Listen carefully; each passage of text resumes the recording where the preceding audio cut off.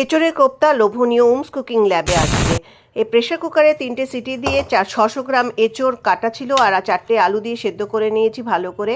আর তারপরে half cup বেসন দিয়েছি, নুন, হলুদ, শুকনো লঙ্কা গুঁড়ো, জিরে, ধনে গুঁড়ো, আদা বাটা, কাঁচা লঙ্কা দিয়ে ভালো করে মেখে নিয়ে এগুলো কোপ্তা ভেজে নিতে হবে। আর এই যে এঁচোড়গুলো ভালো করে সেদ্ধ করেছি যেন গলে না যায়, কিন্তু ভালো মতো সেদ্ধ হওয়া চাই। এবার ভালো করে মাখতে হবে, এইভাবে গোল গোল করে কোপ্তা বানিয়ে নিতে হবে। আর এরপরে আমরা কারি বানাবো। এটা মিডিয়াম ফ্লেমে ভাজবে। জিরে, তেজপাতা ফোড়ন দিয়েছি সর্ষের তেলে। 3টে টমেটো পিউরি বানিয়ে নিয়েছি, মিক্সার গ্রাইন্ডারে দিয়েছি। হিং দিয়েছি 1/4 টিএসপি।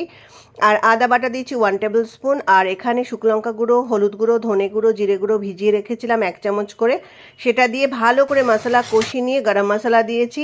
বেশি করে জল দিতে হবে। জলটা যখন ভালো মতো ফুটে যাবে এর মধ্যে ঘি দিয়ে দেব। আর নুন চিনিটা একটু বেশি দেবে। আর 1 মিনিটের বেশি কিন্তু কোপ্তাগুলো ফোটা